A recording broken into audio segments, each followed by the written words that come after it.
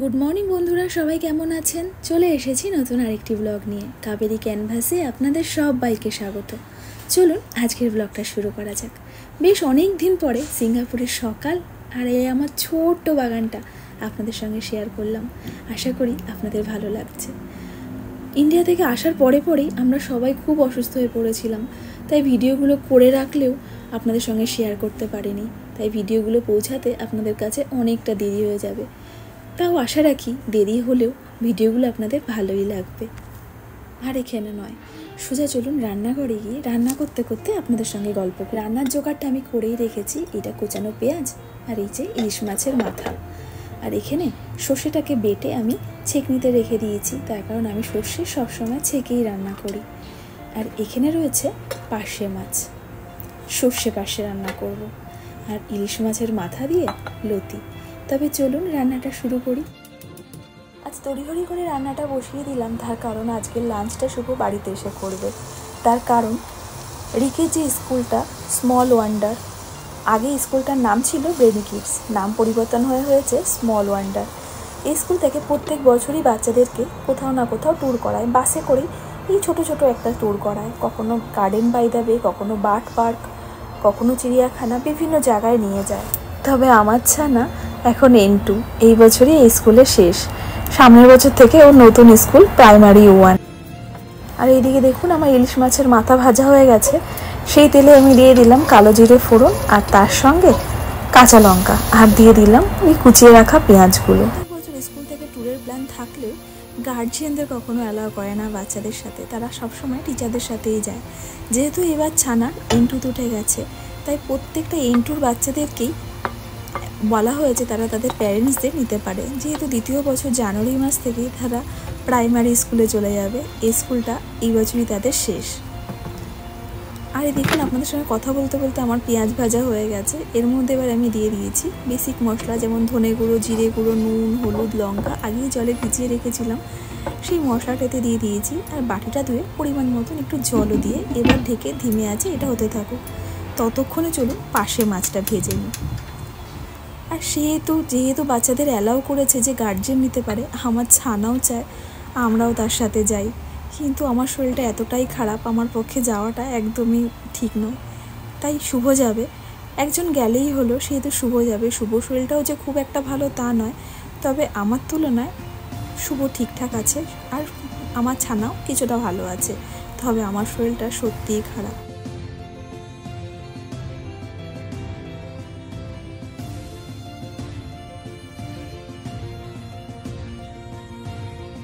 আর এদিকে দেখুন এই মশলাটাও কষে এসছে। এর মধ্যে দিয়ে দেবো এই লতিগুলো আমি কেটে রেখেছিলাম।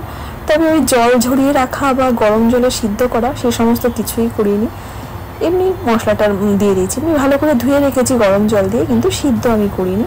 এর মধ্যেই লতিগুলো দিয়ে ভালো করে নাড়িয়ে ঢেকে দেবো, আর এই ধিমে আঁচেই লতিগুলো সিদ্ধ হয়ে যাবে। আর যেটা বলছিলাম, সকালবেলা যখন রিককে 9টা নাগাদ স্কুলে পৌঁছে দিই, 9টা থেকে বিকাল 6টা পর্যন্ত ওই স্কুলেই থাকে। 6টার সময় শুভ ওকে তুলে নেয়। আর এদিকে দেখুন আমার পার্শে মাছটা ভাজা হয়ে গেছে, এতেও দিয়ে দিলাম কালো জিরে আর কাঁচা লঙ্কা। আর এই যে সর্ষেগুলো আমি ছেঁকে রেখেছিলাম, সর্ষেগুলো এর মধ্যে দিয়ে দিয়েছি। আর এটাও কিন্তু খুব যে আঁচে লাগিয়েছি তা নয়, ধিমে আছি। একটু সামান্য নরম হয়ে আসলেই দেখুন ফুটেছে। এর মধ্যে আমি দিয়ে দেবো সামান্য হলুদ, তাহলে রঙটা একটু সুন্দর আসে। এই রান্নাটা কিন্তু আমার ভারী পছন্দের, জানি না সবার পছন্দ কিনা, তবে এইটা আমি খেতে খুব ভালোবাসি। সর্ষে বাটা যে কোনো জিনিসই আমার ভারী পছন্দের। তবে কি এই রান্নাটা হতে বেশি টাইম লাগে না, যেহেতু মাছগুলো ভালো করে ভেজে নিয়েছি। আর মশলা বলতে শুধুই সর্ষে বাটা আর নুন হলুদ। আর মশলাটা তো আগেই ফুটে উঠেছিল, মশলাটা ফুটে উঠতেই তাতে পরিমাণ মতন গরম জল দিয়ে দিয়েছিলাম, আর তার উপরে দিয়ে দিয়েছি এই ভেজে রাখা মাছ। ধিমে আছে মাছগুলোকে ঢেকে সময় দিতে হবে ফোটার জন্য। ভালো করে ফুটে গেলে নামানোর আগে ধনেপাতা দিয়ে নামিয়ে দিতে হবে, ব্যাস হয়ে গেল। আর এদিকে দেখুন লতিটাও মোটামুটি হয়ে এসছে সিদ্ধ, কি সুন্দর তেল ছেড়ে দিয়েছে। এই পজিশানে এখানটাতে ইলিশ মাছের মাথাগুলো দিয়ে দেবো। তবে জলটা কিন্তু বেশ কম আছে, এখানে আরেকটু জল দেবো, যেহেতু মশলাটার সাথে মাছের মাথাটা আরেকটুখানি কষাবো। আর এখানে এই মাছের মাথাটা রেখেছিলাম, সেই তেলটাও কাচিয়ে দিয়ে দিলাম। আমার মা বলে এতেও নাকি তরকারির স্বাদ বাড়ে, অত শত বুঝি না, তবে মা বলেছে সেটাকেই ফলো করলাম। আর দেখুন ঝোলটা মনে হচ্ছে ঠিকঠাক আছে, কিন্তু যেহেতু ঢেকে আরেকটুখানি জ্বালাবো তাই সামান্য একটুখানি জল আমি এতে অ্যাড করব।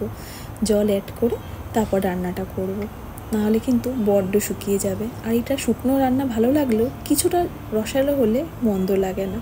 তবে দেখুন পরিমাণ মতন জলও আমি দিয়ে দিয়েছি, এবার এটা ধিমে আছে হতে থাকুক। আমার রান্না কমপ্লিট, এই যে সর্ষে পাশে, তবে বেশ শুকিয়ে গেছে, সেই জন্য আবার একটু ডালও আমায় করতে হয়েছে। আর এটা হচ্ছে লতিয়ার মাছের মাথার তরকারিটা। শুভ এসে খাওয়াও কমপ্লিট, কিন্তু আপনাদের সঙ্গে শেয়ার করতে পারিনি, তড়িঘড়ি করে সেই সময় আর ক্যামেরা ধরার কথা মাথায় ছিল না। সবাই চলে এসেছি রিকের স্কুলের সামনে। ওই দেখুন ছোট ছোট বাচ্চাগুলো সবাই রেডি হয়েছে যাওয়ার জন্য। এত ছোট ছোট বাচ্চাগুলোকে নিয়েই প্রত্যেক বছর টিচাররা যায়, আর এই বছর প্যারেন্টসটা অ্যালাউ হয়েছে। আর এই দেখুন আমার ছানা পাপাকে পেয়ে কত খুশি। আর এই দেখুন সব বাচ্চাগুলো যে যার মতন গার্জিয়ানকে খুঁজতে ব্যস্ত, সবাই চায় এই একটা সুযোগ প্যারেন্টসরা যদি তাদের সাথে যায়।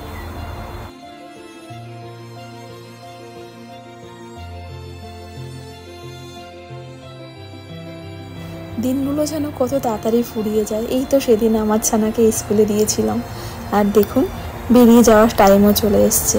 আর এই দেখুন টিচার গার্জিয়ান সব মিলেমিশে একাকার। আর এই যে মহিলা, ইনি হলেন প্রিন্সিপাল, একটু বয়স্ক ভদ্র মহিলা। এনার আন্ডারেই এখন স্কুলটা চলছে, স্মল ওয়ান্ডার। উনি টিচারের সাথে বলে দিচ্ছেন কোন বাসে কতজন স্টুডেন্ট যাবে আর তার সাথে কতজন টিচার যেতে পারবে। আর এই দেখুন আমার ছানাও দেখিয়ে দিচ্ছে সে কোন বাসে যাবে।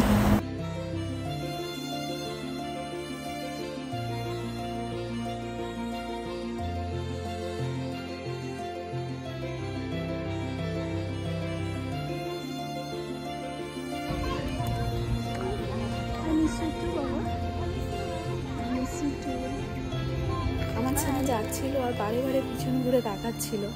সত্যি ভীষণ ইচ্ছা করছিল ওর সাথে যেতে, কিন্তু শরীরটা একদমই ভালো ছিল না। ওরও যে শরীরটা খুব একটা ভালো ছিল তা নয়, তবে যেহেতু এই স্কুল থেকে লাস্ট ট্যুর তাই পাঠালাম, আর সঙ্গে শুভ ছিল তাই। তবে টিচাররা বললো অত অসুবিধা হবে না, আর খুব একটা যে ওর খারাপ অবস্থা সেরকম নয়, তবে আমরা দেখে রাখবো, সেই কথাটা ভেবেই চলে গেছে। তবে সব গার্জিয়ানরাই যে এসেছিলো তা নয়, তো এখন ম্যাক্সিমাম স্টুডেন্টদের মা বাবাই তারা চাকরি করে, কাজের সূত্রে কেউ হয়তো আসতে পারেনি, ঠিক মতন বেরাতে পারেনি, আর টাইমটা ছিল 3টে সাড়ে 3টে নাগাদ, সেই জন্য অনেকেই এসে পৌঁছাতে পারেনি। আগেই খবর দেওয়া হয়েছিল, তবে আসতে পারেনি। তবে টাইম তো টাইমের মতন চলবে, সেই জন্য বাসে করে বেরিয়ে যাচ্ছে।